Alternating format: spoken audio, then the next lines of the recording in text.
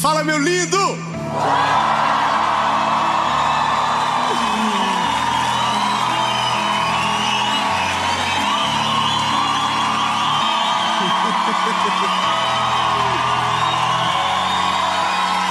Olha, que coisa! E nós nem combinamos. Gente, eu vou falar uma coisa pra vocês. Essa é a mensagem que divide a série em dois. Ou seja, você chegou na metade da série Oásis. E eu quero que você entenda que essa mensagem que marca o centro da série é o oásis que a gente vem preparando até então. Talvez você não se atentou ao tema da série, mas o tema tem um propósito. O oásis é um lugar de sombra, refúgio, no meio de um deserto. É onde a sede é saciada. É onde o cansaço ele é resolvido. E todos nós, independente se somos mais velhos ou mais jovens, em algum momento da vida a gente vai precisar entrar num oásis para que a gente consiga caminhar nesse deserto chamado vida, que às vezes parece que a provação não passa, parece que tudo é tão difícil. E o tema dessa mensagem é vencedor. E antes de ir para a mensagem,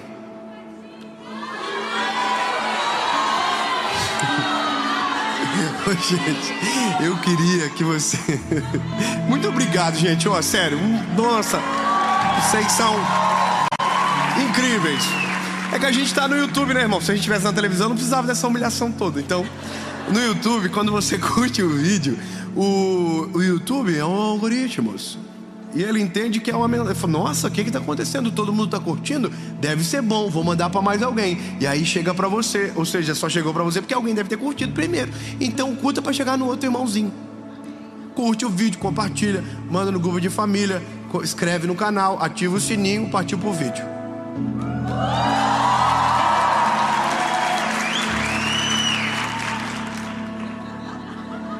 Esse assovio não é evangélico, gente? Converteu. Veio pro evento. Gente, vamos para a mensagem. Evangelho de Mateus, capítulo 14, versículo de número 13. E Jesus, ouvindo isto, retirou-se dali num barco para um lugar deserto, apartado, e sabendo o povo, seguiu a pé desde as cidades. Em algum momento de alguma série eu já falei sobre esse texto.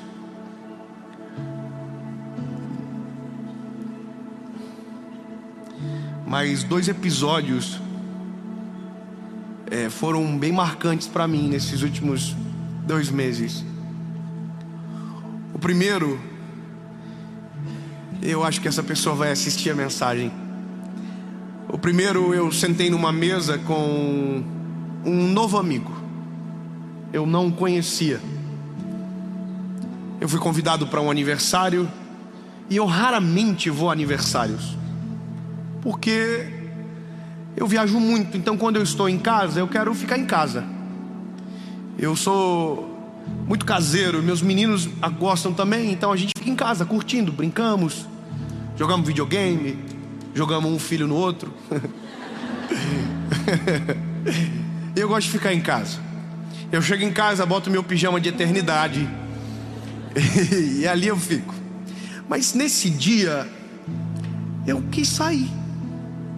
Minha esposa não entendeu, porque eu fui numa festa meio furada. A pessoa falou pra mim assim, não vai ninguém, só vai você e meus pais. Logo, quando alguém fala que não vai ninguém, você vai com a roupa de ver ninguém.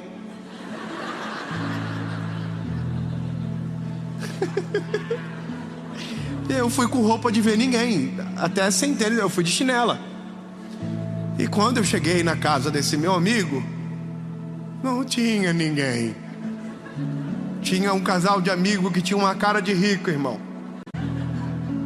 E eu já cheguei me justificando. Bom, falaram para mim que não tinha ninguém.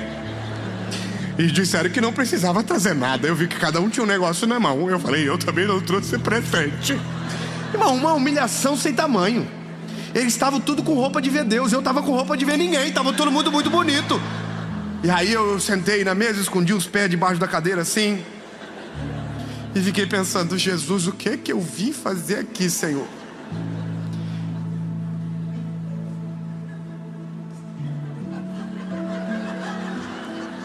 E eu tô olhando todo mundo e eu acho que a minha postura deixou eles um pouco desconfortáveis. Daí começaram a puxar assunto comigo por dó. Só que conversa vai, conversa vem. No meio daquele episódio eu entendi o que Deus queria que eu fosse naquele lugar. Do nada, aquela pessoa que eu não sabia que ia estar na festa olhou para mim e falou: faz algumas noites que eu não consigo dormir. Eu perdi a minha mãe. E a minha mãe era a maior referência na minha vida. E eu não consigo vencer essa dor. Eu não consigo continuar. Eu não consigo superar isso, cara. Eu não durmo mais. Aí eu tirei os pés debaixo da cadeira, porque vi que o que precisava não era o Dave, era a palavra do Senhor Jesus naquele lugar. Então esquece a roupa, esquece eu, esquece tudo. E o que eu falei para ele é a mensagem que você vai ouvir aqui agora. Eu só quero que você entenda que se você permite que uma palavra entre no teu coração, o resultado dela é a vitória da dor. No dia seguinte eu recebi uma mensagem dele dizendo: eu só quero te agradecer, porque durante tanto tempo eu não consegui dormir, e essa é a primeira noite que eu coloquei a cabeça no travesseiro e dormi ela de maneira completa. Ou seja, é possível vencer a dor. O problema é quando a gente finge que a dor não existe. E talvez, antes de propriamente entrarmos nessa vitória da dor, é importante desvendá-la, entendê-la, ou melhor, reconhecê-la.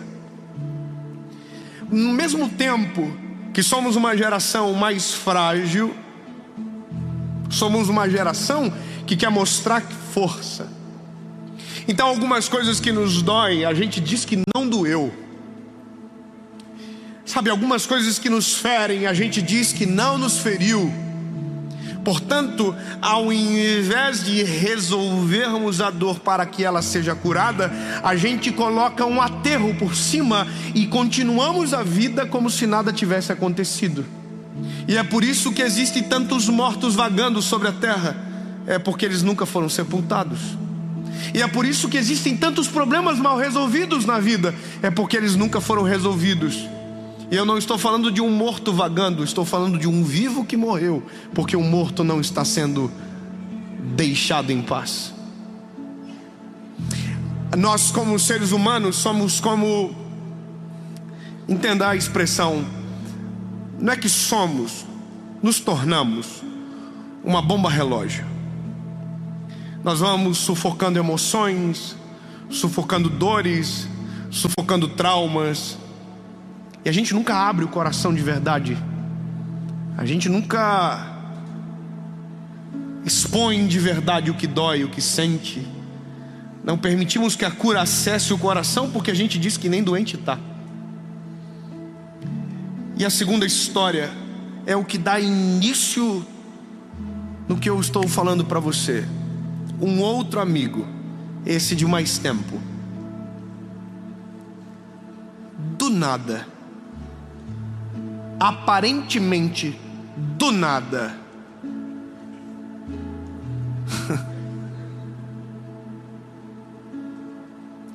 pensou em suicídio e quase fez. Eu não quero entrar muito em detalhes, mas eu quero dizer, do nada, a vida desse meu amigo desmoronou. E quando a gente olha algo assim, a gente tem essa sensação, olha, do nada, como pode?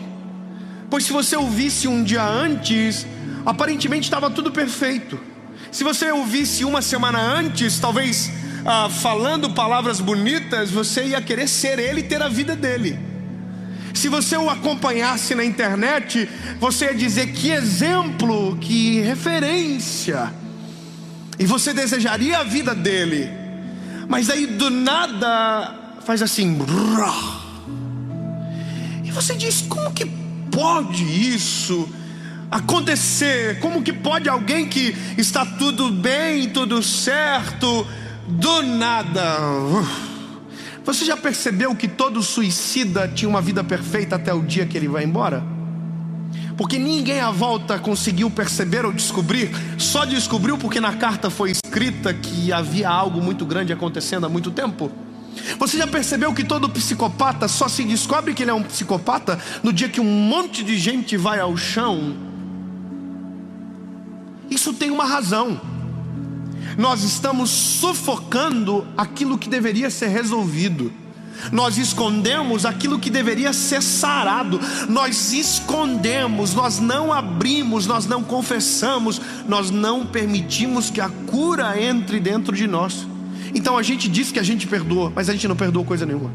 A gente diz que está tudo bem, mas não está bem coisa nenhuma. Faz um exame de verdade na alma. Não estou falando de exame fisiológico. Você sabia que existem doenças que são assintomáticas? Na alma é igual. Existem coisas que estão escondidas que não dão sintomas, mas quando aparece é avassalador. Já tem metástase emocional quando viu, já tomou todas as áreas da tua vida e está tudo prejudicado por algo pequeno que você até sabia, mas fingiu que não existia. Por que com o nosso corpo a gente é tão exigente, mas com a nossa alma a gente ignora tanta coisa? Já observou que a gente vai levando de barriga e as coisas vão somando, e quando a gente vê o casamento é um fracasso, porque tem coisas lá da nossa infância que nos acompanham e não foram resolvidas. Hoje eu vou contar uma história que eu nunca contei para ninguém, e eu nunca gravei nada sobre isso porque era algo dentro da minha casa, mas está na hora de contar. Me pesa contar, mas eu sei que já foi resolvido, então dá para contar. Eu e minha irmã, nós fomos criados numa casa que durante muito tempo foi disfuncional. Meu pai criava a gente com muita ira, mas eu como homem, e toda a ira do meu pai eu refletia na minha irmã. Olha que doideira. Eu não estou falando de algo distante, estou falando da minha casa. Toda a ira que o meu pai descontava em mim, eu descontava na minha irmã quando ninguém via. Então a minha irmã foi criado no lado de um garoto violento, injusto, de palavras pesadas, porque era o que eu recebia. Só que a vida foi mudando e eu já pregava para milhares e não pregava para minha irmã. Eu tinha voz sobre a vida de muitos, mas sobre a minha irmã não. E eu não percebia. E isso faz em pouco tempo, não é de muito, é de pouco tempo. Um belo dia eu fui dar um conselho para minha irmã e ela disse: o que você fala pode servir para os outros, para mim não serve. E aquilo me despedaçou. Eu me lembro que naquele período que eu estava, eu comecei a apresentar isso ao Senhor em oração. Eu comecei a orar. E um dia, nesse um desses momentos de oração, Deus me fez passar um filme na minha cabeça. Eu vi o que a minha irmã me viu em mim durante tanto tempo. E mesmo ela vendo o novo Dave, o velho Dave morava dentro dela. Aí eu convidei a minha irmã para um momento só, eu e ela. Falei: mana, eu quero ter um encontro com você, só eu e você. porque o mano quer conversar com você. Eu usava palavras que humilhavam ela, sabe? Eu usava palavras pesadas contra ela. E aí, o dia do encontro chegou, só estava eu e ela, e a primeira palavra que eu disse para ela foi: mana, eu quero te pedir perdão por tudo o que eu te fiz quando nós éramos adolescentes, crianças dentro de casa. Mana, me perdoa porque eu falava isso, me perdoa pelos meus atos. E eu comecei a falar e ela começou a desmontar. E ela começou a chorar mais alto do que eu. E naquele dia eu descobri que eu não estava doente, mas eu havia adoecido alguém, e que a cura dela estava nas minhas mãos. Ah, lindo, eu sei que a gente aprendeu que a gente, se não deve nada para ninguém, não precisa fazer. Não, lindo, o caminho do perdão é o mais extraordinário que existe. O caminho de resolver de verdade é o princípio de reconhecer que existe algo de errado dentro de nós. É refazer o caminho, é voltar na rota, na mesma rota que você vacilou os pés, voltar para corrigir aquilo que os pés fizeram. Eu pedi perdão, e todas as palavras de maldição que eu usava contra ela, eu as refiz. Eu dizia para ela: mana, você é uma mulher linda, você é uma mulher maravilhosa, você é uma menina de um futuro brilhante, eu tenho orgulho que você é minha irmã. E ela chorava. E quando eu terminei, ela disse: muito obrigado.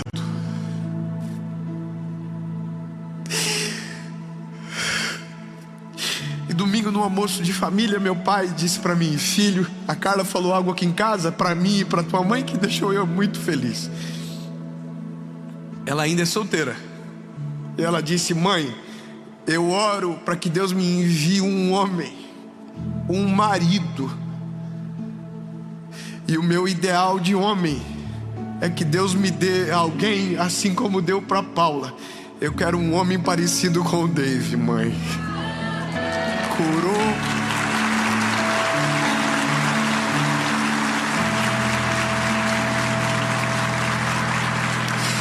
Eu não sei como falar para ela que isso está em extinção, mas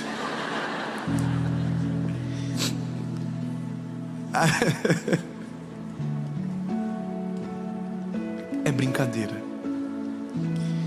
Mas uma coisa é certa: alguém que estava doente foi curado. Mas nem sempre alguém vai poder fazer isso por nós. Algumas dores a gente precisa resolver sozinho. Algumas dores não dependem do outro. Algumas dores dependem de nós. E esse era o caso do meu amigo. O que eu poderia dizer para ele que traria a mãe dele de volta? Eu não sei se você sabe o que é uma perda, mas perder alguém é algo muito dolorido. Eu sempre recomendo, quando você vai a um velório, não diga coisas como Deus sabe de tudo, porque às vezes isso não muda nada. Isso só vai irritar alguém às vezes, sabe? Se você não saber o que falar, não fala nada. Quando alguém perder um filho, não tente dizer que o próximo vai ser perfeito, porque é um filho. Você não viu, mas alguém sentiu. Entende? Jesus é o padrão, o modelo perfeito, o nosso alvo. E o texto que eu li é Jesus dando uma aula de resolução de conflito. É Jesus deixando claro como que se faz. Foi o que eu falei para o meu amigo. A Bíblia diz que João Batista, primo de Jesus, aquele cujo qual, quando foi visitado por Jesus ainda no ventre, saltou de alegria na barriga da sua mãe. A diferença de idade é de pouco, é de 6 meses de um para o outro. E a Bíblia diz que esse homem, João Batista, primo de Jesus, o que preparou o caminho dele, agora foi morto de forma cruel, decapitado. E a notícia chega para Jesus. E veja, mesmo Jesus tendo poder para ir lá, colar a cabecinha do homem, fazer ele reviver, aqui Jesus não está mostrando que ele pode fazer um milagre, aqui ele está dizendo como vencer a dor. Jesus nunca estava sozinho, sempre havia uma multidão em volta, sempre havia muita gente com muitas expectativas sobre ele, gente querendo ser curada, gente precisando de um milagre. As pessoas o apertavam, o seguiam, e parece-me que era um pouco sufocante ser ele. E no meio desse caos do que era a vida e a missão de Jesus, a notícia chega: João Batista morreu. E o que se espera de Jesus claramente é que, se ele pode fazer o milagre, resolva. Faça como fez com Lázaro, faça como fez com a filha, com a filha de Jairo, faça como fez com aquela viúva, toque na esquife. Mas a Bíblia diz que não é o que Jesus faz. Então releva, finge que nada é nada e segue o jogo. Não é o que Jesus faz. O que Jesus faz é constrangedor. A Bíblia diz que pela primeira vez não tem nada sendo dito do que acontece.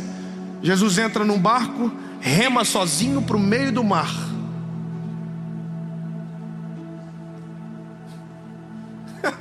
E aí, David, o que aconteceu no barco? Não sei.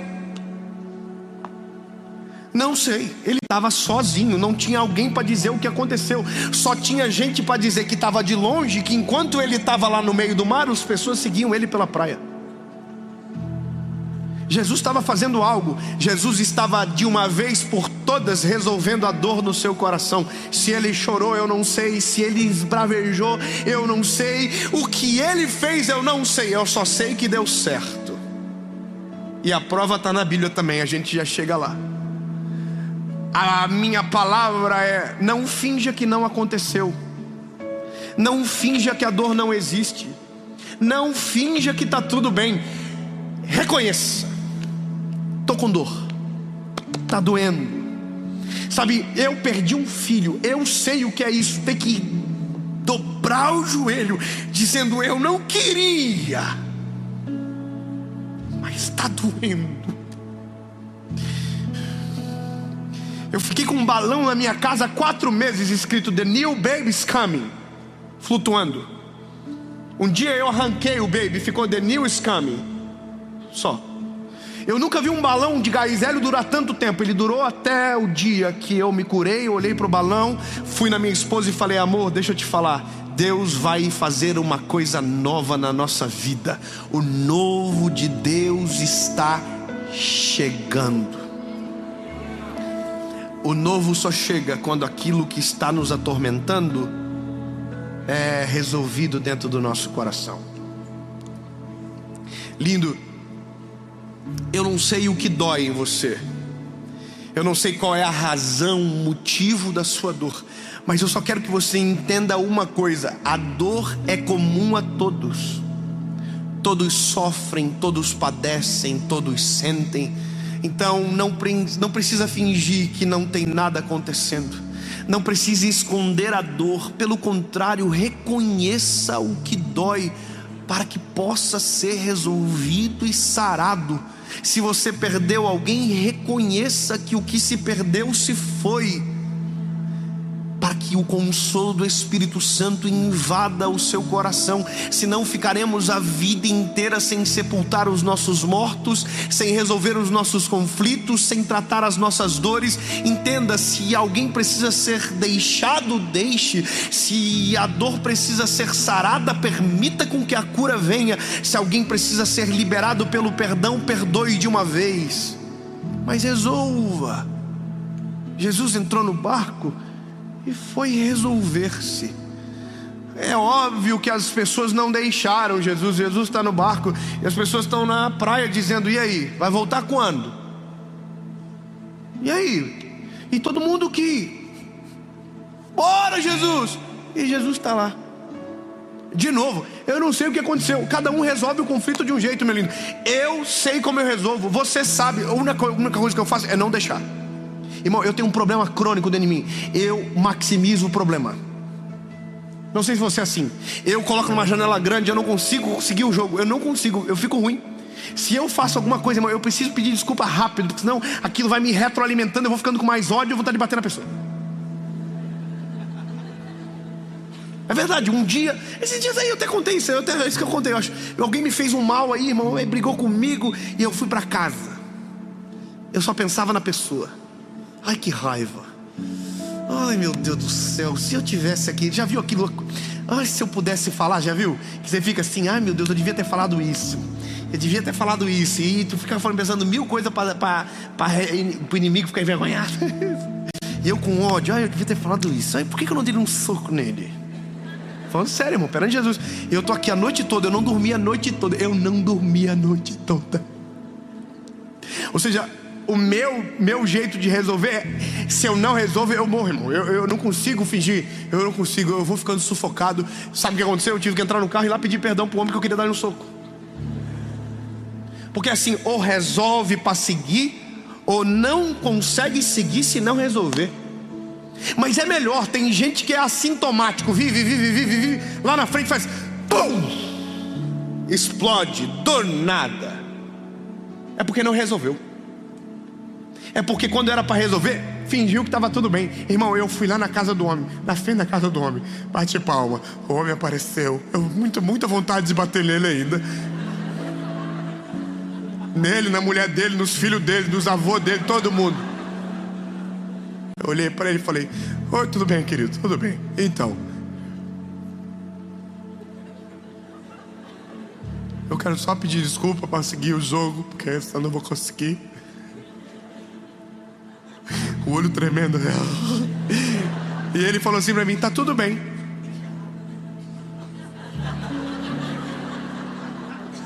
Poxa, pede desculpa, né, irmão? E a mulher dele fez assim, ó. Mas eu entrei no carro, irmão, em paz. Resolvi a minha parte. Segue o jogo. Entendeu? O Jesus, irmão, tá voltando. Top. Que cena imaginar Jesus remando, né, irmão? Se eu sou Jesus, irmão, não remava nunca. Só assim, ó. Ele podia. Imagina, irmão, que maneiro. Jesus inventava um motor de polpa. Então, Jesus vem chegando na praia, todo mundo, Jesus, top. E aí? O que deu? A Bíblia diz que Jesus naquele dia curou todos os enfermos. Vou dizer de novo, porque às vezes alguém não entendeu. Naquele dia Jesus curou todos os enfermos.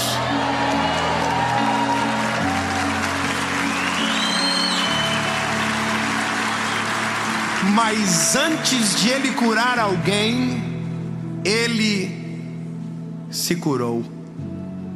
Louco isso, né? Ô bebê, posso falar uma coisa pra você?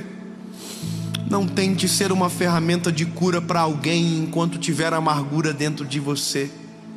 Não tente ser aquele que resolve o problema do outro se dentro do teu coração tiver um monte de problema.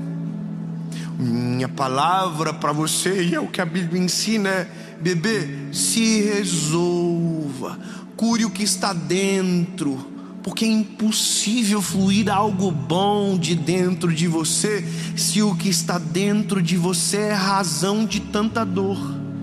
Permita-se curar para que você possa ser cura para a vida de alguém.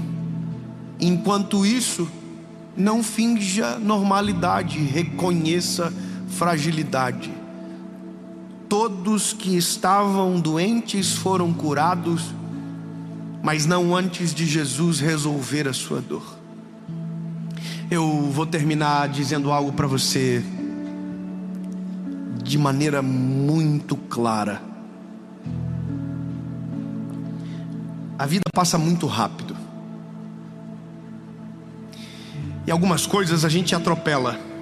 A gente vai passando por sentimentos, por ações, práticas. E o maior risco é que algumas práticas se tornem iniquidade dentro de nós. Quando nós nos acostumamos em fazer aquilo que não deve. Quando a gente acostuma a lidar com a dor ou com o rancor. E a gente segue a caminhada. Segue. Existe um risco muito grande. Porque alguém vai estar perto de você o dia que você explodir. E o problema disso é que quem não tem culpa de nada vai pagar o preço pela sua explosão. Esse meu amigo, todo o ecossistema dele caiu por conta da explosão. Eu prefiro aquele meu novo amigo que senta na mesa dizendo que não consegue dormir, do que o que tem coragem de olhar nos meus olhos e dizer que está tudo bem. Que tem coragem de olhar para as pessoas e dizer: acreditem no que eu estou dizendo, porque dá certo. Tem coisas que acontecem no secreto que é meu e que eu não preciso contar a vocês. Algumas eu escolho contar para que justamente seja a ferramenta de cura para alguém. Mas hoje eu preparei 3 mensagens. E quando chegou na 4ª, eu precisei dobrar o meu joelho. Porque como eu pregaria isso para você se tivesse algo mal resolvido dentro de mim? Se resolva. Seja curado no nome de Jesus.